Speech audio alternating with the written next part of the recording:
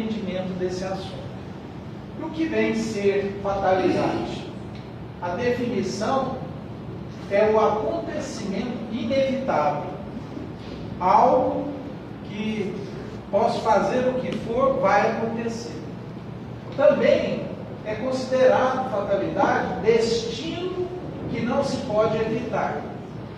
Então, algo traçado, algo fixo, algo planejado. Também algo marcado pelo destino. Então, o nosso dicionário, ele coloca fatalidade e destino como sinônimos. E será que a doutrina espírita concorda com essa definição? Será que existe mesmo destino marcado que a doutrina espírita nos oferece? Alguns aspectos, sim. Quando nós ouvimos que fomos criados simples e ignorantes e somos destinados à pureza espiritual, é um destino. Cada um vai chegar a seu tempo, né, nesse conceito de pureza espiritual. Alguns enfrentando mais dificuldades, outros menos, demandará mais tempo, outros nem tanto, mas cada um está traçado, desde a sua criação, a se tornar um dia um espírito puro. É um destino. Jesus, em Mateus capítulo 10, versículo 29 a 31, nos diz: não se vendem 2 pardais por um asse. Asse, na época de Jesus, no Império Romano, era uma moeda de comércio. Então, um asse, a população tinha a condição de comprar 2 pardais para a sua alimentação, 2 pássaros. E, no entanto, nenhum deles cai em terra sem o consentimento do vosso Pai. Ora, até o caçador de pardais, ele não tem a permissão de conseguir esses pardais se não for dada por Deus. Então, tudo em nossas vidas, as nossas ações, os nossos comportamentos, os nossos pensamentos, chegam até Deus. As nossas orações, por exemplo.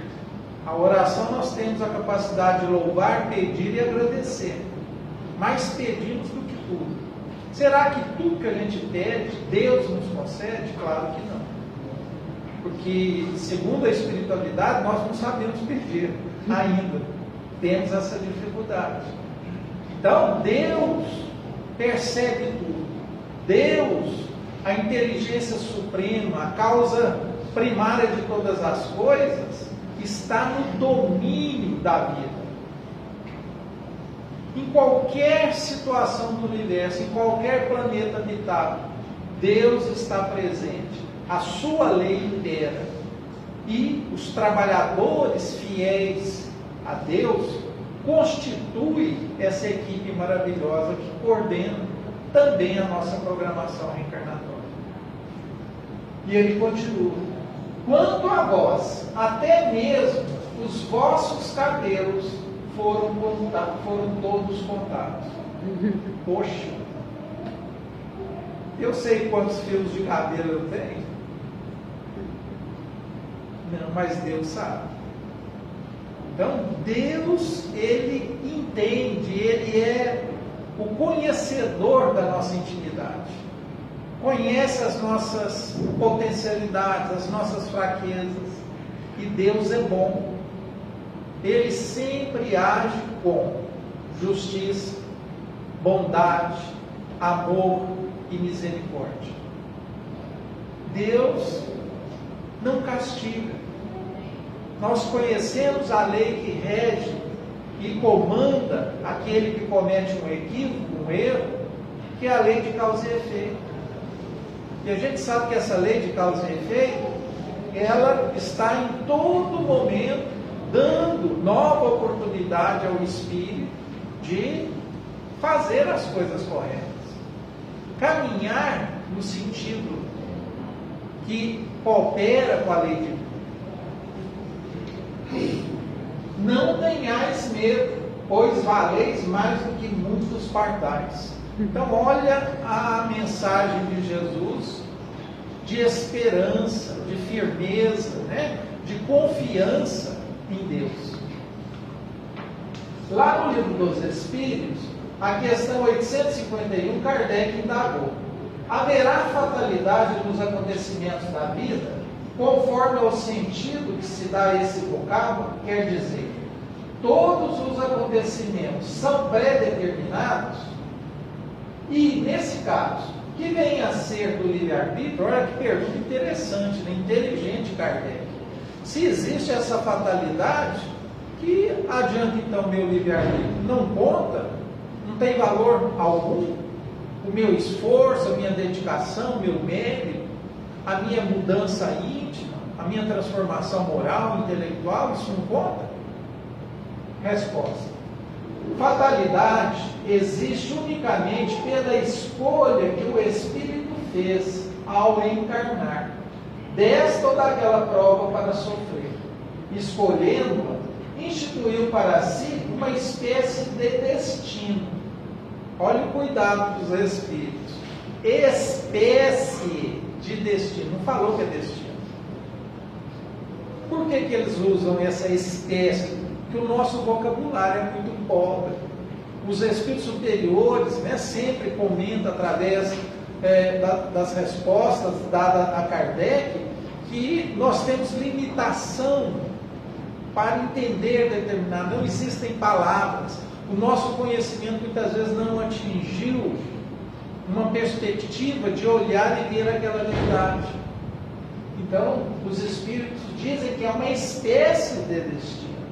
Então, isso nós sabemos, é uma programação reencarnatória, uma prova da riqueza, uma prova da miséria, nascer num corpo saudável, num corpo doente, numa limitação física, numa dependência, faz parte da programação reencarnatória. E muitas vezes nós sugerimos, né, alguns aspectos das nossas provas que iremos experimentar. Mas os espíritos, eles são bem diretos. Cuidado com o que você pega. Às vezes você não vai ter força para suportar.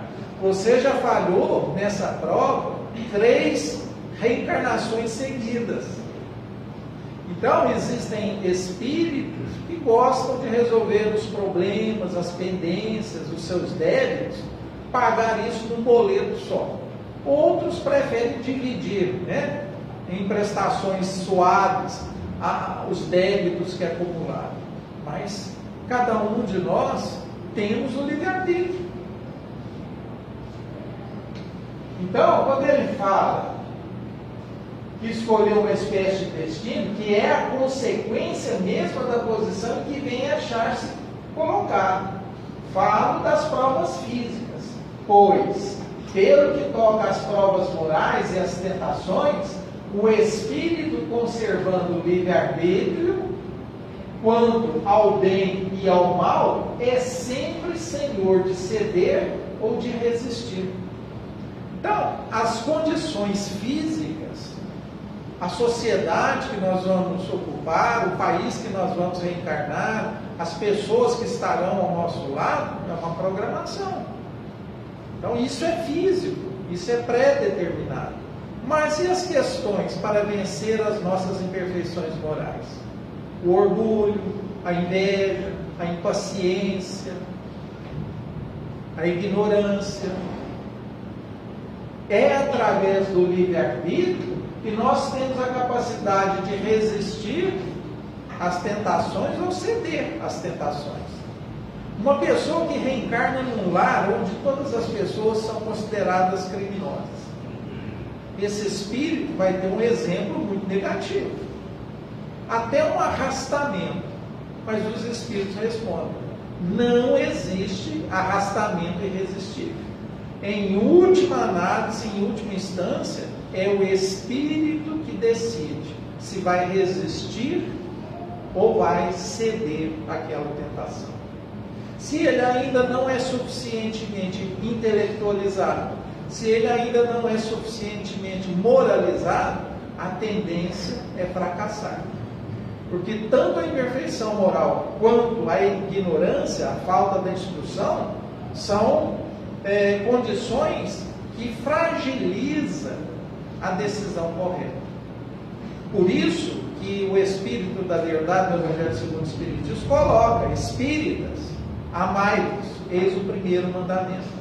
Amar significa o quê? Desenvolver a moralidade.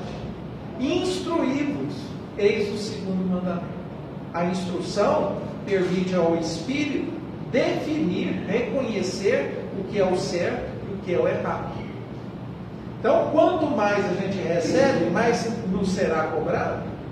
Alguém que comete um crime tem a instrução, tem o conhecimento que aquilo é errado, aquilo infringe as leis divinas. Outro comete o mesmo crime, semelhante, quase idêntico, mas é ignorante, não possui moralidade, é um espírito de baixa instrução. O que será mais cobrado perante a justiça divina? Daquele que tem conhecimento ou daquele que é ignorante? É claro, daquele que é conhecimento, a lei será mais pesada em cima dele. Ao vê-lo fraquejar, um espírito bom pode vir em auxílio, mas não pode influir sobre ele de maneira a dominar-lhe a vontade. Olha que interessante. Todos nós temos um anjo da guarda. E para ser anjo da guarda, ele tem que ser moralmente, intelectualmente, espiritualmente superior a nós, senão ele não tem currículo para isso. Cada um de nós temos um anjo da guarda. E ele respeita o nosso livre-arbítrio. Nenhum anjo da guarda vai tomar a rédea das nossas mãos e fazer aquilo que nós devemos fazer. Mas um espírito mau, isto é, inferior, mostrando, exagerando aos seus olhos um perigo físico, o poderá abalar e amedrontar. Ou seja, um espírito inferior não respeita o nosso livre-arbítrio. Ora, mas parece que é bem difícil, né? De um lado, o nosso anjo da guarda, o espírito protetor, querendo o nosso bem. Do outro lado, o espírito inferior querendo a nossa queda. Quem é que vai ganhar? Aquele que a gente alimentar. Quem que pratica a alimentação? O nosso livre-arbítrio. Então, cuidado, né, em colocar a culpa nos espíritos obsessores. Porque a fraqueza, né, não é física. A fraqueza é espiritual, é moral.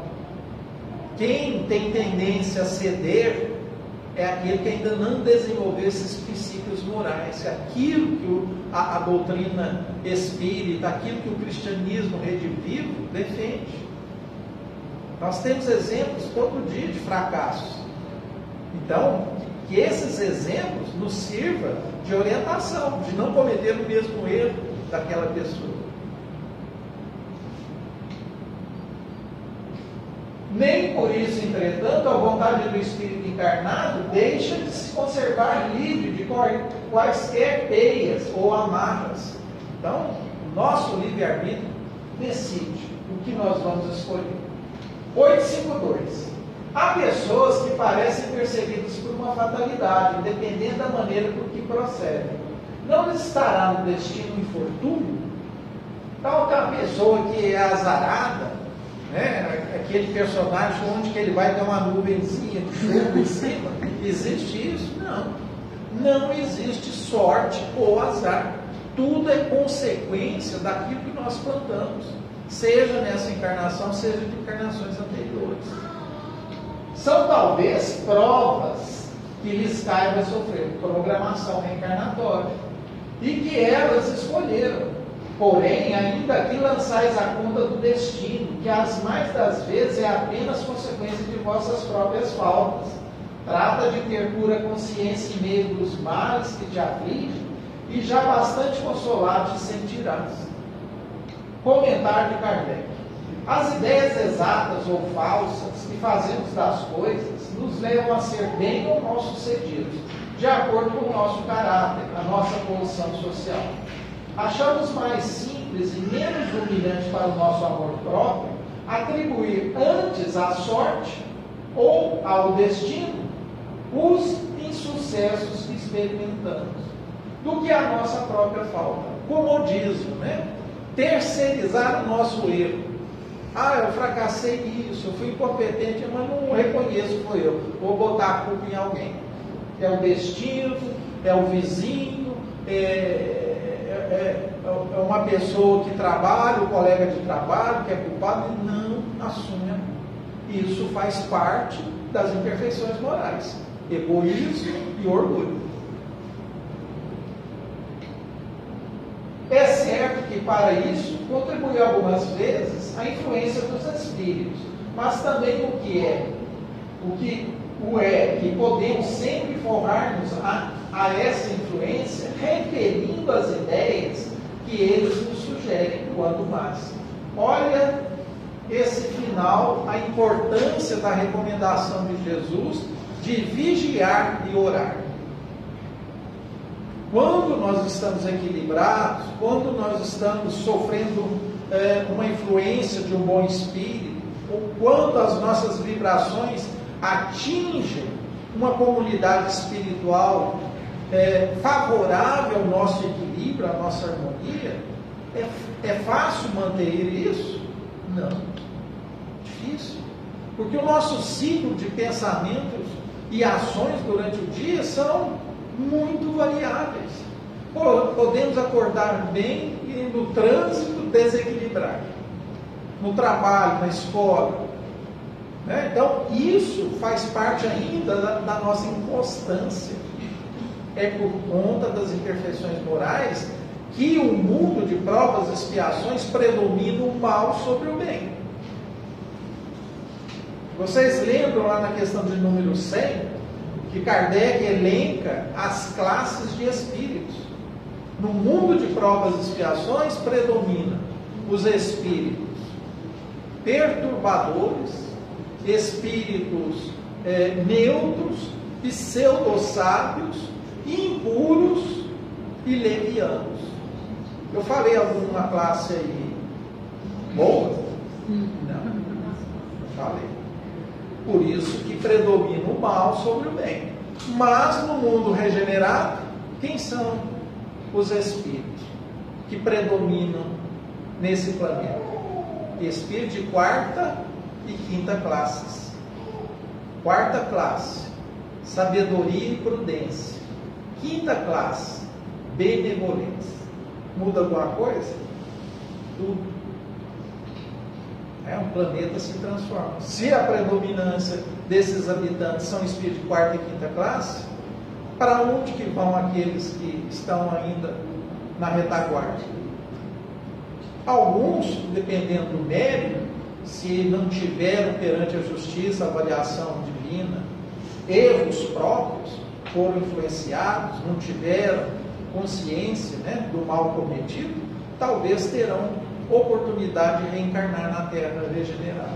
Mas Jesus já falava muito antes. Muitos são chamados, mas poucos os escolhidos. Então não é à toa que cada criança hoje que reencarna preste atenção no interesse dessas crianças. É totalmente diferente da nossa época.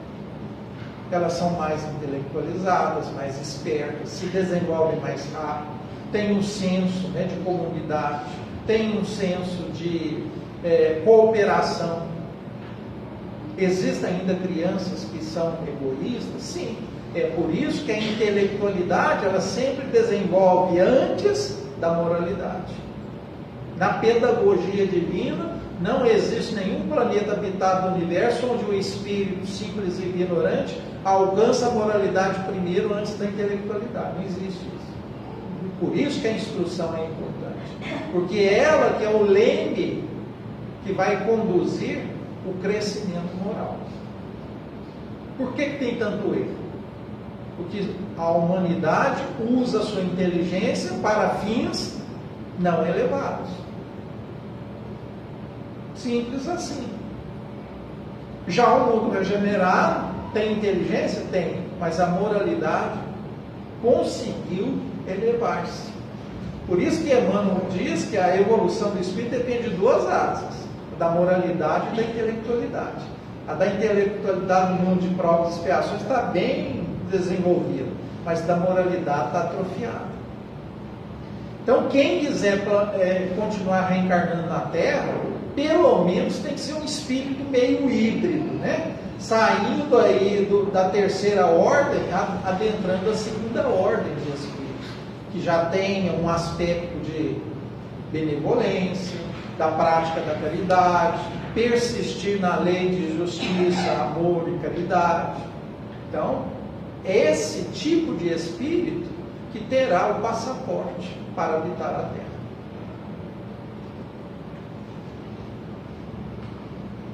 Olha que interessante, 853.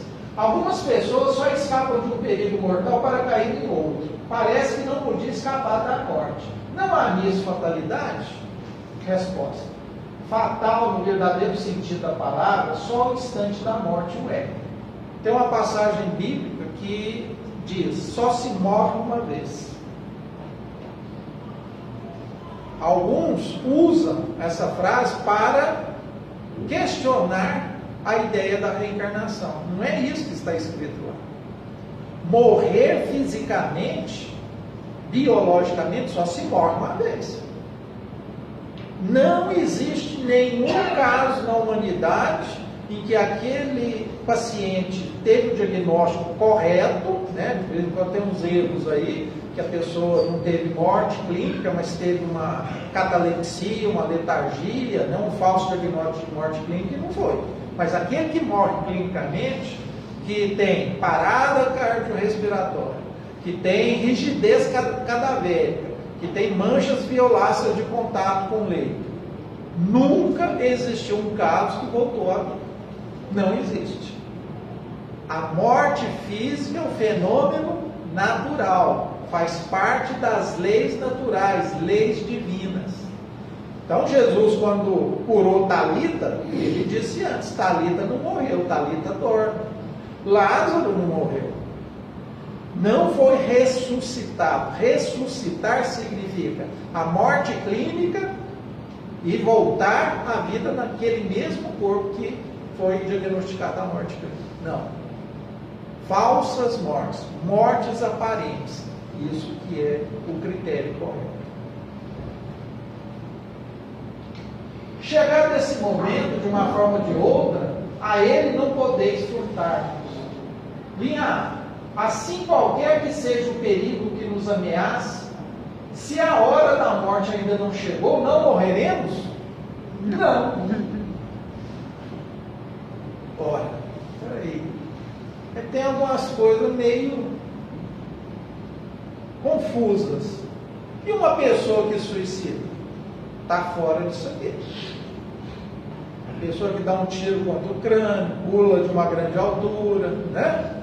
Então a morte, o suicídio direto através desse ato é um aspecto que está fora do planejamento da espiritualidade. Existe outra condição? Sim. Aborto. O aborto provocado foge da programação da espiritualidade. É uma ação feita pelo livre-arbítrio humano, intelectualmente e moralmente corrompido. Outra morte que está fora do planejamento, do cerceamento que a espiritualidade conduz, sim, a eutanásia. Então, a pessoa que ainda tem vitalidade e a família ou o responsável pede para ele e autoriza através de um juiz desligar os aparelhos, retirar aquilo que lhe alimenta, aquilo que mantém a sua vitalidade, também é uma prática que corrompe o planejamento da espiritualidade. Mas a espiritualidade poderia agir provocando uma morte em uma pessoa? Quando eu li isso a primeira vez, eu fiquei meio assim, né? Então, Trilhas da Libertação, discografia do Divaldo Pereira Franco, pelo Espírito Manuel Filomeno de Miranda. Conta a história de um médico, né, de cura, que tinha uma equipe espiritual elevada, ajudando, né, assessorando o seu trabalho, mas esse médium de cura, ele começa a se corromper na sua caminhada, aceitar favores, cobrar, se envolver com a sexualidade, vícios, e a espiritualidade, percebendo o seu erro, que até aquele momento ele não conseguiu retornar à programação correta, eles trabalham para que ele tenha um infarto agudo do miocárdio. Quem assistiu os mentores espirituais trabalhando para que esse fenômeno acontecesse e desenvolvesse a morte clínica daquele médium, se assustou. Mas como que o mentor espiritual faz isso? Aí ele vira pacientemente e diz: para que ele não se comprometa mais. Retirou da vida por amor. Volta para cá, para você analisar o que você está fazendo. Então, em certas circunstâncias, a espiritualidade age. Mas, em linhas gerais, nós reencarnamos já pré-definidos o tempo reencarnatório que nós vamos suportar. Algumas pessoas vêm com um breve período, alguns dias, alguns meses, alguns anos, outros mais estendidos, 80, 100 anos. Conseguimos cumprir essa programação? Nós vamos ver que a maioria de nós não. André Luiz chama essa condição de suicídio inconsciente. O que é o suicídio inconsciente? São ações que nós perpetramos contra a nossa organização física que vai diminuindo o nosso fluido vital. Viciações, ira, raiva, rancor, não perdão. André Luiz, no filme, no livro Nosso Lar, enquanto ele estava lá durante um período de 8 anos no umbral, ele foi acusado por um grupo de espíritos que ele era suicida. E ele, que é isso, eu não suicidei. Depois que ele foi acolhido na colônia, ele foi esclarecido. Você cometeu um suicídio inconsciente. Abusou do corpo físico, da alimentação, do alcoólico, da sexualidade, ou seja, o tempo programado por André Luiz não foi cumprido, ele foi abreviado. Mas esse não é uma morte abrupta. As mortes abruptas, elas não acontecem se não estiverem na programação, excluindo os 3 exemplos que nós citamos. Então a resposta é não. Não perecerás e tem disso milhares de exemplos. Quando, porém, soe a hora da tua partida, nada poderá impedir que partas. Deus sabe de antemão de que gênero será a morte do homem, e muitas vezes seu Espírito também o sabe, por lhe ter sido isso revelado, quando escolheu tal ou qual existência. Então a gente vê exemplos muito marcantes. A Torre Gêmeas, que tem depoimento contando que determinado trabalhador, antes delas serem atingidas pelos aviões e vir a desabar, ele se atrasou, porque ele, indo em direção ao trabalho, ele sentiu o sapato apertando, já estava fazendo um calo, ele voltou em casa para trocar o calçado. Foi nesse lapso de tempo que ele evitou o pior. Pessoas que às vezes têm um acidente automobilístico grave, o carro dá uma perda total, mas a pessoa sai ilesa, às vezes com algumas escoriações. Não era a hora, né? Existe uma passagem interessante que aconteceu com um palestrante espírita, em que ele ia dar uma palestra e, chegando no dia, ele teve uma infecção de vias aéreas superiores. Então ele pediu para um colega ir fazer a palestra no seu lugar.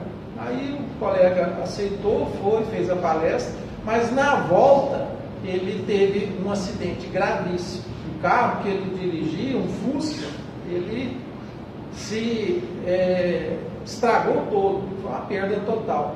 E ele saiu bem, andando, falou, deixa eu agradecer a Deus. Aí ele lembrou que no porta-luva tinha o Evangelho, né? Aí ele pega o Evangelho e abre aleatoriamente. Aí que cai a lição. Se fosse um homem bom, teria morrido. Que resposta direta, né? Então, não chegou o tempo. O avião da Chapecoense, várias pessoas, algumas sobrevivem, outros não. Por que aqueles sobreviveram? Não era a hora.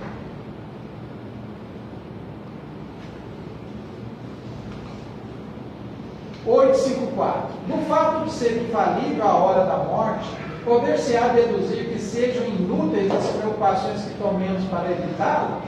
Resposta: não, visto que as preocupações que tomais vos são sugeridas com o fim de evitardes a morte que vos ameaça. São um dos meios empregados para que ela não se dê. Então, isso aqui, essa resposta e pergunta, lembra muito aquela frase que nós conhecemos muito: Deus age através dos homens. Um paciente vai ao médico e constata que está com pressão alta, está com excesso de gordura no sangue, está com a curva do açúcar alterada, e o médico recomenda: ó, você tem que mudar a dieta, você tem que emagrecer, você tem que fazer atividade física, você tem que tomar esses medicamentos até você melhorar. E o paciente fala: não vou fazer nada disso, negando a ajuda de Deus. Então os homens agem através, Deus age através dos homens. Aquele que não aceita a recomendação da verdadeira ciência, né, embasada em estudos científicos, em trabalhos científicos sérios, está o quê? Negligenciando o seu bem-estar, a sua saúde. Então o nosso corpo físico é um empréstimo. Todos nós teremos que prestar conta do que fizemos do nosso corpo. Lá do Céu e Inferno, na parte 2, capítulo 5, Kardec coloca o seguinte: o suicídio não consiste somente no ato voluntário que se produz a morte instantânea, suicídio direto. Está também em tudo que se faz, em conhecimento de causa, que deve apressar prematuramente a extinção das forças vitais, suicídio inconsciente. Então, uma pessoa que bebe muito, bebida alcoólica, que usa drogas ilícitas, tabagismo, pessoa que é ansiosa, que carrega ira, ódio no coração, uma pessoa que não tem pensamentos elevados, está trabalhando o suicídio inconsciente. Lá no livro Para Viver a Grande Mensagem, o autor Richard Simonetti, já desencarnado, ele tem esse capítulo intitulado Suicídio Inconsciente. E ele conta a história de um velório que estava acontecendo de um empresário que havia falecido de um infarto agudo do miocárdio. Tinha 35 anos de idade. E lá, os amigos, né, os familiares, a viúva, recebendo as condolências, tinha um grupo de espíritos desencarnados. E eles tinham dúvida, né? Por que aquela pessoa jovem caminhou para essa morte trágica? Aí um mentor espiritual aproxima, né, desse grupo e diz o seguinte: ele teria pelo menos mais 20 anos de idade, se não tivesse abusado da sua saúde. O que foi o abuso desse empresário?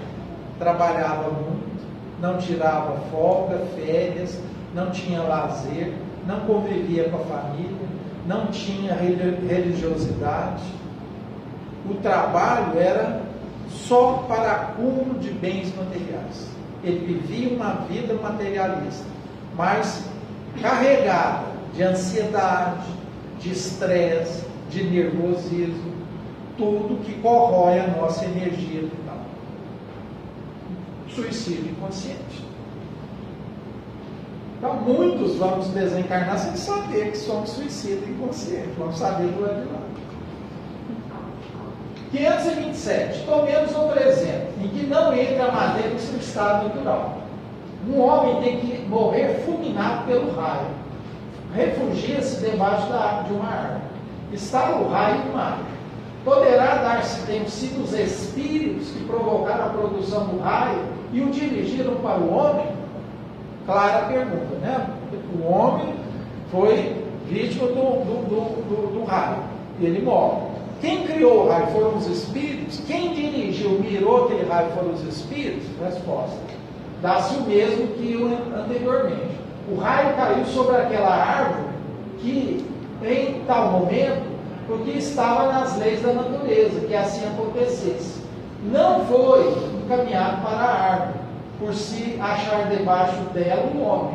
A este sim, o homem foi inspirada a ideia de se abrigar debaixo de uma árvore sobre a qual cairia o raio, porquanto a árvore não deixaria de ser atingida, só por não lhe estar debaixo da fronte de um homem. Então perceba que a programação desse homem é ser vitimado, desencarnar por um raio.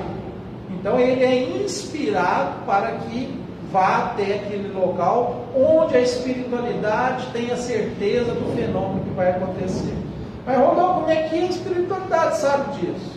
Esqueça o que a gente vive. A gente está numa caixinha pequena de tempo e espaço. O tempo na espiritualidade é diferente.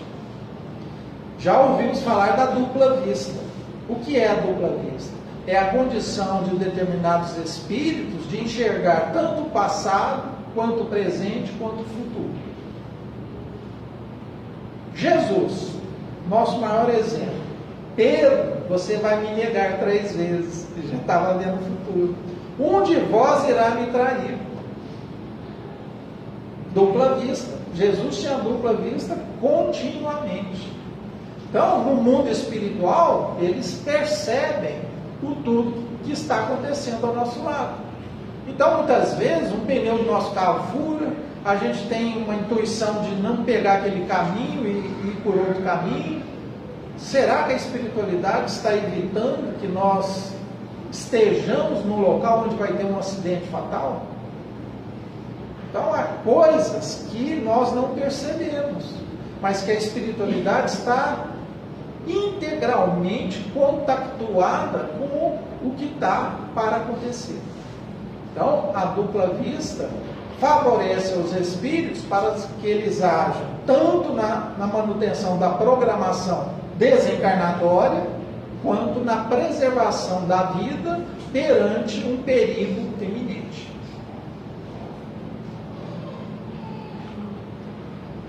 528. No caso de uma pessoa mal intencionada disparar sobre a outra um projétil que apenas lhe passe perto sem atingir, poderá ter sido que um espírito bondoso haja desviado a mesma coisa, né? A bala foi disparada. Esse projétil vai atingir fatalmente ou não? Vai depender da programação. Se o indivíduo, resposta, se o indivíduo alvejado não tem que perecer desse modo, o espírito bondoso lhe inspirará a ideia de se desviar. Quem viu o discurso aí do atual presidente dos Estados Unidos que num simples movimento evitou a sua morte? Foi inspirado ou não? Ou então poderá ofuscar o que empunha a arma, de sorte a fazê-la apontar mal, porquanto, uma vez disparada a arma, o projeto segue a linha que tem de percorrer. Então alguém pode pensar nisso aqui, né? Que vamos supor que a arma, o tiro acerta fatalmente aquela pessoa. Quem atirou reencarnou para ser assassino? Não. Ninguém reencarna para cometer crime. É através do seu livre-arbítrio. Olha a dupla vista funcionando. Jesus asseverou: o escândalo é necessário, mas ai de quem praticar. Uma criança que está lá no morro da favela, assistindo a televisão no sofá, e uma briga de facção criminosa, troca de tiro, um tiro acerta fatalmente essa criança. Existe bala perdida? Não. Estava na programação aquela criança desencarnar dessa forma? Sim. Porque se houvesse uma programação diferente de escapar daquele perigo, a espiritualidade trabalharia para que esse fato não ocorresse. Então, está no domínio da espiritualidade.